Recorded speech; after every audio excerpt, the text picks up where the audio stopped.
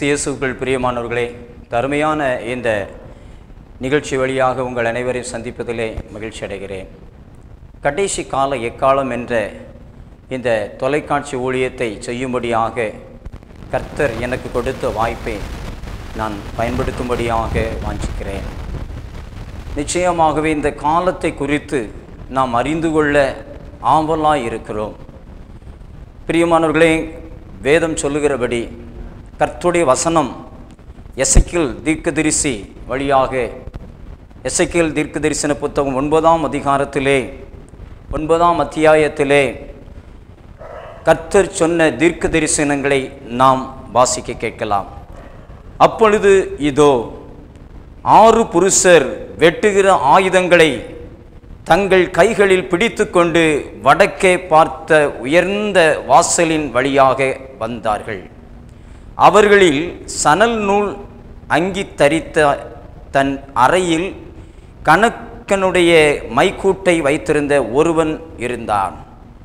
அவர்கள் உள்ளே பிரவேசித்து வெண்கல பலிபீட தண்டையிலே நின்றார்கள். அப்பொழுது இஸ்ரவேலின் தேவனுடைய மகிமை கேருபீன்கள் மேலிருந்து எழும்பி ஆலயத்தின் வாசற்படியிலே வந்து சணல் நூல் அங்கி தரித்த தன் அறையிலே கணக்கனுடைய மைக்கூட்டை வைத்திருக்கிற புருஷனை கூப்பிட்டு, கர்த்தர் அவனை நோக்கி, நீ எருசலேம் நகரம் எங்கும் உருவ போய் அதற்குள்ளே செய்யப்படுகிற சகல அருவருப்புகளின் நிமித்தமும் பெருமூச்சு விட்டழுகிற மனுஷரின் நெற்றியில் அடையாளம் போடு என்றார். பிரியமானவர்களே, இந்த வேத பகுதியை நாம் அநேக நேரம் கேட்டிருக்கலாம். இந்த பிரசங்கத்தை நாம் அநேக நேரம் கேட்டிருக்கலாம். இந்த நாட்களிலே விசேஷமாக இந்த மாதத்தின் துவக்க நாளிலே கர்த்தர் இந்த வேதத்தை எனக்கு கொடுத்தார். அது மட்டுமல்ல, சரியாக 5ஆம் தேதி கர்த்தர் பேசினார். இந்த நாட்கள் இந்த அனுபவம் துவங்கிவிட்டது என்றே சொன்னார். எப்படி என்றால், இங்கு பார்க்கிறோம், இங்கு வாசிக்க கேட்டபடியாக ஆண்டவர் இயேசு பிறப்பதற்கு 500 ஆண்டுகளுக்கு முன்பாக உள்ள தீர்க்க தரிசனம். அந்த நாட்களிலே சொல்லப்பட்ட தீர்க்க தரிசனம் இன்றைக்கு நிறைவேறக்கூடிய காலகட்டத்திலே இருக்கிறோம். இந்த நாளிலே இது நிறைவேற வேண்டிய கட்டாயம் இருக்கிறது. அன்றைக்கு இது சொல்லப்பட்ட பொழுது, இதை நான் கண்டேன் என்ற பொழுது, அங்கு எசேக்கியேல் தீர்க்கதரிசி சொல்லுகிறார், அவர்கள் வெட்டி கொண்டு போகையில் நான் முகங்குப்புற விழுந்து, கர்த்தராய் ஆண்டவரே தேவரீர் எருசலேமில் உமது உக்கிரத்தை ஊற்றுகையில் மீதியானவர்கள் எல்லாம் அழிப்பிரோ என்று சத்தமிட்டேன். எசேக்கியேல் தீர்க்கதரிசி இதை கண்டவுடனே, இந்த நாட்களிலே இந்த காட்சி கண்டவுடனே கதறி அழுகிறார். ஏன்னா தேவனாய் கர்த்தர் சொல்லுகிறார், அந்த 6 புருஷர்களிலே அவர்கள் கணக்கனுடைய மைக்கூட்டை வைத்திருக்கிற ஒருவரிடத்திலே சத்தமாக அங்கு ஒரு செய்தி சொல்லப்படுகிறது. தேசத்தில் எங்க எருசலேமில் நீ உருவ போய் இதோ சகல அருவருப்புகளுக்காக பெருமூச்சு விட்டு அழுகிற நபர்களுடைய நெற்றியிலே அடையாளமிடு. உலகத்திலே தேசத்திலே நீங்க நடக்கிற அக்கிரமங்களை பார்த்து அழுகிற நபர்கள், ஐயோ ஏன் இது நடக்கிறது கேள்வி கேட்காம, ஆண்டவரே இந்த துன்மார்க்கங்கள் இதெல்லாம் மாறும்படியாக மனம் இறங்கும் என்று அழுது புலம்பி செபிக்கிற நபர்கள் நெற்றியிலே அடையாளம் போடு என்று சொன்னார். இன்றைக்கு நிறைவேறுகிற காலம். சகித்துக் கொள்ள முடியாத துன்மார்க்கங்கள் பெருகி கொண்டிருக்கிறது. துன்மார்க்கன் தன்னை குறித்து பெருமையா பேசி ஆண்டவர் எங்க இருக்கிறார் என்று கேட்கிறான். சங்கீதம் 10ஆம் அதிகாரத்திலே சொல்லப்படுகிறது. பிரியமானவர்களே, துன்மார்க்கள் நாளுக்கு நாள் அவங்களுக்குரிய துன்மார்க்கங்களிலே இன்னும் ஆழத்தை கண்டுபிடிக்க நினைக்கிறார்கள். அருவருப்புகிறதை செய்கிறார்கள். ஆண்டவருக்கு விரோதமாய் பேசுகிறார்கள். கர்த்தருக்கு விரோதமாக எழும்புகிறார்கள். கர்த்தருடைய பிள்ளைகளுக்கு எதிராக நிற்கிறார்கள். கர்த்தருடைய ஆலயத்துக்கு எதிராக நிற்கிறார்கள். கர்த்தருடைய சபைக்கு எதிராக நிற்கிறார்கள். துன்மார்க்கங்கள் நாளுக்கு நாள் பெருகிக்கிட்டே இருக்குது. நாளுக்கு நாள் அக்கிரமங்கள் பெருகி கொண்டிருக்கிறது. விக்கிர வழிபாடுகள் பெருகி கொண்டிருக்கிறது. ஐயோ, எதை வழிபட வேண்டும் என்று தெரியாமல் நாளுக்கு நாள் ஜனங்கள் அலைந்து திரிகிறார்கள். மனிதனையும் மனித ஆவிகளையும் ஆராதிக்கிற பெருகிவிட்டது. தேவாதி தேவன் வானத்தையும் பூமியும் படைத்த உன்னத தேவனை ஆராதிக்கிறதை விட்டு விட்டு உலகத்தில் எதையோ ஜனங்கள் ஆராதிக்கிறார்கள். படைப்பும் படைக்கப்பட்ட ஒவ்வொன்றையும் சிருஷ்டிக்கப்பட்ட ஒவ்வொன்றையும் ஆராதிக்கிறார் மனுஷன். பிரியமானவர்களே, கர்த்தர் சொல்லுகிறார், அந்த மணிக்கூட்டு கணக்குனுடைய மணிக்கூட்டை வைத்திருக்கிறவன், கணக்குனுடைய மைக்கூடை வைத்திருக்கிறவன் அவனிடத்தில் சொல்லுது, நீ போ, உருவ போ, எருசலேமில் உருவ போ. இதோ அருவருப்புக்காக ஏதோ பெருமூச்சு விட்டு அழுகிற அவர்கள் நெற்றியில அடையாளம் எடு.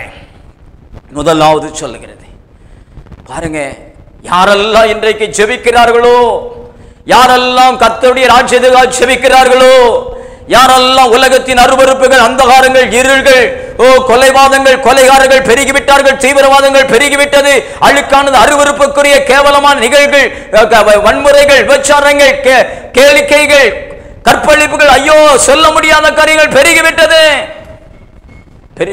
பிரியமானவர்களே, சொல்ல முடியல, சொல்ல முடியாத காரியங்கள் பெருகிவிட்டது. யார் இதற்காக ஏங்கி தவித்த ஆண்டவரே, இது எங்களை இந்த தேசத்தை விட்டு மாறட்டும், எங்கள் கண்கள் காணாதபடி இது மாய்ந்து போகட்டும், ஆண்டவரே ஜனங்கள் ரட்சிக்கப்படட்டும். ஜெபிக்கிற பிள்ளைகள் ஏன் இதை செய்கிறார்? ஏன் இதை செய்ய வேண்டும்? சபைகள் பெருகிவிட்டது. ஒரு நாள் கர்த்தர் சொன்னார், ஒரு நாள் சபைகள் பெருகுமானே, ஜெபிக்காத சபைகள் இருக்கிறது, ஜெபமே இல்லாத சபைகள் இருக்கிறது. சபைகளிலே ஜெபிக்காதவர்கள் ஜெபிக்கிறவர்களே இல்லாமல் இருக்கிறார்கள். எப்படி ரட்சிப்பு உண்டாகும்? ஜெபம் இல்லாமல் ஜெயம் எப்போது உண்டாகும்? ஒரு சாதாரண ஜெபமே இல்லாமல் விழாக்கள் கொண்டாடி கொண்டிருக்கிற சபைகள் இருக்கிறது. கர்த்தருடைய சபை என்று சொல்லும்போது ஜெபிக்கிறவர்களா இருக்க வேண்டும். ஒவ்வொரு நாளும் கர்த்தரிடத்தில் ஜெபிக்கணும், ஒவ்வொரு நாளும் ஜனங்களுக்காக ஜெபிக்கணும், ஒவ்வொரு நாளும் தேசத்துக்காக ஜெபிக்கணும், ஒவ்வொரு நாளும் கண்களிலே கண்ட அநீதியான காரியங்கள் மாறும்படியா ஜெபிக்கணும். என் தேசத்திலே நடக்கிற, என் கண்களுக்கு எதிராய் நடக்கிற அந்தகாரங்கள் மாறும்படியாக நான் ஜெபிக்கணும். நான் ஜெபிக்கிறவராக இருக்கணும். ஊழியத்துக்கு அழைக்கப்பட்ட நாட்களிலிருந்து தொடக்க நாட்கள் கொடுக்கப்பட்ட ஊழியம் ஜெப ஊழியம் தான். பல கூட்டங்களுக்காக அந்த கூட்டங்களிலே விசேஷ ஜெபிக்கிற அறைகளிலே போய் இருந்து அங்கு அநேக நேரம் மணிக்கணக்கில் ஜெபிக்கிற ஒரு காரியத்தை தான் எனக்கு ஆண்டவர் கொடுத்தார், ஊழியத்தை கொடுத்தார். ஆனால் இன்றைக்கு ஊழியங்கள், பிரசங்கங்கள், இன்னும் பல்வேறு அனுபவங்களை இன்னைக்கு செய்தாலும் ஜெபிக்கிற நிலை அவசியம். ஒவ்வொரு நாளும் நீ எவ்வளவு தூரம் ஜெபிக்கிறாயோ, நீ உலகத்துக்காக ஜெபிக்கிறாயோ, தேசத்துக்கு ஜெபிக்கிறாயோ என்று எதிர்பார்க்கிறார். ஒவ்வொரு ஊழியக்காரிடத்திலும் ஒவ்வொரு அவருடைய பிள்ளைகள், கர்த்தருடைய பிள்ளைகள் ஒவ்வொருவரும் ஜெபிக்க எண்ணுகிறார். நான் இதை குறித்து ஒரு நாள் இந்த வசனத்தை எடுத்து நான் பிரசங்கிக்க ஆரம்பித்த நாட்களில் அன்றைக்கி பிரசங்கம் முடிந்தது. பாருங்க, அப்பொழுது என்னுடைய சகோதரியுடைய மகள் வந்திருந்தாள், கல்லூரி படிப்பு முடிந்தாள். சொன்னாள், நான் ஒரு 2-3 நாட்களுக்கு முன்பாக ஒரு கனவு கண்டேன். ஜெபிக்கிற ஒரு ஆலயத்தில் நான் போய் ஜெபம் பண்ணி கொண்டிருக்கிறேன். ஜெபம் பண்ணி கொண்டிருக்கும் போது அங்கு ஒரு கொஞ்சம் பேர் அழுது ஜெபம் பண்ணுகிறார்கள். நான் அவர்களை பார்த்துவிட்டு நானும் அதுபோல ஜெபிக்க நினைக்க என்னால் முடியல. நான் வருத்தத்தோடு இருக்கிறேன், என்னால் ஜெபிக்க முடியலையே அழுது ஜெபிக்க முடியல, வருத்தத்தோடு இருக்கிறேன். என்னுடைய சிநேகிதை ஒருத்தை வந்து, என்ன நீ இப்படி இருக்கிறேன்னு கேட்குறா. நான் சொல்லுகிறேன், இப்படி அவங்கெல்லாம் அழுது ஜெபம் பண்ணுறாங்க, என்னால் முடியலைன்னு. பரவாயில்ல, நீ வா அப்படின்னு என்னை அழைச்சிட்டு போகிறான். என்னிடத்தில் அவள் கேட்டாள், நான் இந்த அழுது ஜெபிக்கிறது எப்படி? ஒவ்வொரு நாளும் நீ பிரயாசப்பட வேண்டும். ஆண்டவருடைய ராஜ்யத்தில், கர்த்தருடைய ராஜ்யத்தில் இருந்து அழுது ஜெபிக்க முடியாது. ஜெப ஆவியை பெற்றுக்கொள்ள ஆயத்தப்பட வேண்டும். ஆனாலும் கர்த்தர் இந்த நாளிலே இதோ அவருடைய சித்தத்தை நிறைவேற்றும்படியாக அவர் பலருக்கும் இந்த வெளிப்பாடுகளை கொடுத்து கொண்டே இருக்கிறார். தேசத்துக்காக ஜெபம் பண்ணுவோம், உலகத்துக்காக ஜெபம் பண்ணுவோம், அநீதிகள் மாறும்படியா ஜெபம் பண்ணுவோம். ஜெபிக்கிற ஒவ்வொரு பிள்ளைகள் நெற்றியிலே குறியீடு இடும்படியாக இதோ கணக்கனுடைய மைக்கூட்டை கையில எடுத்து கிளம்பி விட்டான அந்த புருஷன், அந்த தூதன் கிளம்பி விட்டான். யாரெல்லாம் ஜெபிக்கிறார்களோ, நீங்கள் இப்பொழுது ஜெபத்தை இன்னும் உங்கள் ஜெபத்திலே மனதுருக்கத்தோடு, கண்ணீரோடு, தேசத்துக்காக, உலகத்துக்காக, தேசத்தின் தலைவர்களுக்காக, உலகத்தில் நடக்கிற ஒவ்வொரு துன்மார்க்கங்கள் மாறும்படியாக நீங்கள் ஜெபிக்க வேண்டும். நான் ஜெபிக்க வேண்டும். ஜெபிக்கிற பிள்ளைகளை கர்த்தர் பார்க்கிறார். அவருடைய கண்களுக்கு ஒன்றும் தப்புவதில்லை. ஜெபிக்கிற பிள்ளைகள் மீது அடையாளம் எடுக்கிறார். அடுத்த சத்தம் வருகிறது. அங்கு பின்பு அவர் என் காதுகள் கேட்க. வசனம் 5.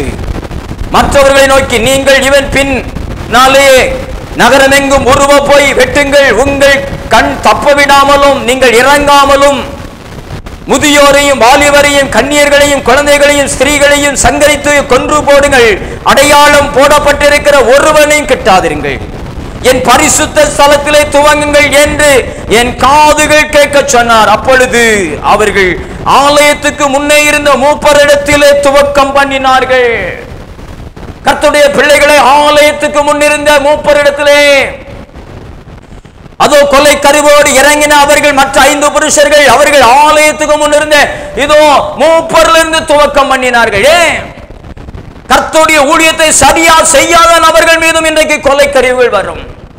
தனக்கு கொடுத்த பணிகளை சரியா செய்யாத ஒவ்வொருவரும் சந்திக்கப்படுகிற காலம் துவங்கிவிட்டது. காலம் கர்த்தர் சொன்னார், பிரியமானவர்களே, இதோ காலம் நாட்கள் கொடுத்து கொடுத்து இதோ இதோ சரி கட்டப்பட்ட நிலை போல இருக்கிறது.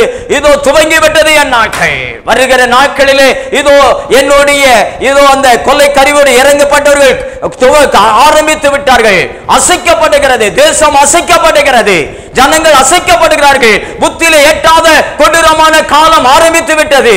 கணவனை இழந்த மனைவி, மனைவியை இழந்த கணவன், பிள்ளை இழந்த தகப்பன் உலகத்தில் ஐயோ என்று சொல்லுகிறார். ஏன் இது நடக்கணும்?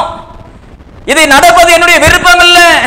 அவனவன் விதைத்த விதை, அவனவன் செய்த செயல்கள்.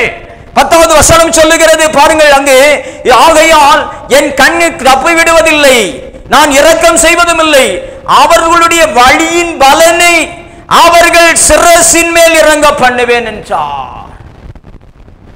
இந்த செய்தியை நான் சொல்லியாக வேண்டும். இந்த செய்தியை நான் சொல்லியாக வேணும். காலம் சமீபமாகிவிட்டது, நாள் எண்ணிவிட்டார். கர்த்தர் சொன்னார், வருந்த மாதம் 15ஆம் தேதிக்கு பின்பாக நான் தேசத்தை அசைக்கப் போகிறேன். பிரியமானவர்களே, நான் ஜெபிக்க துவங்குவோம், ஜெபிக்க துவங்குவோம், ஜெபிக்க துவங்குவோம். கண்ணீரோடு ஜெபம் பண்ணுவோம். கர்த்தருடைய நாளுக்காக ஆயத்தப்படுவோம். அந்த இதோ இதோ உலகத்துக்காக, தேசத்துக்காக எனக்கு தெரிந்து நான் எதில் உலக மாற்றங்களை எதிர்பார்க்கிறனோ, என் தேசத்தில் எதை வேணும்னு நான் விரும்புகிறனோ, அநீதிகள், தீமைகள், அழுக்குகள், கொலைவெறிகள், விபச்சாரங்கள், கேவலமான கிரியைகள், எல்லா ஆண்டவருக்கு விரோதமான கிரியைகள் மாற்றமடையும்படியாக, விக்கிர ஆராய் மாற்றமடையும்படியாக, கர்த்தருடைய தேடி ஜனங்கள் வரும்படியாக, கர்த்தரை அறியாத ஜனங்கள் கர்த்தரை தொழுது கொள்ளும்படியாக ஜெபம் பண்ணுவோம். கர்த்தரை தொழுது கொள்ளுகிறவன் ரட்சிக்கப்படுவான் என்று யோவேல் 2:32 சொல்லப்பட்ட நாளுக்காக இதோ ஆண்டவரே உம்மை தொழுது கொள்ள ஜனங்கள் ஆயத்தமாகட்டும் சொல்லும். கர்த்தரை தேடும்படியாக அழுது புலம்பி ஜெபம் பண்ணுகிற காலம் நெருங்கி விட்டது. ஒவ்வொரு பிள்ளைகளும் கர்த்தர் நோக்கி ஜெபிக்கும்படியாக ஜெபம் பண்ணுங்க. பிள்ளைகளை ஜெபம் பண்ணுங்க. தேசத்தில் ரட்சிப்பு உண்டாகட்டும். கிறிஸ்துவுக்குள் பிரியமானவர்களே, வருகிற 19, 20, 21 நம்முடைய தியான இல்லத்தில் வைத்து ஆவிக்குரிய வல்லமை முகாம் நடக்கிறது. உங்கள் அனைவரையும் அழைக்கிறோம். தேவ ஆவியில் பலப்படவும், ஆவிக்குரிய அனுபவங்களில் வளரவும், விசேஷமான ஆசீர்வாதங்களை பெற்றுக்கொள்ளவும் இந்த கூட்டத்தில் உங்களை பங்கெடுக்க அழைக்கிறோம். இடம் நல்லாயன் தியான இல்லம், கழுகுமலை ரோடு, கே ஆலங்குளம். காலை 10 மணி முதல் 4 மணி வரை. மேலும் தொடர்புக்கு 9914665553 96296161111.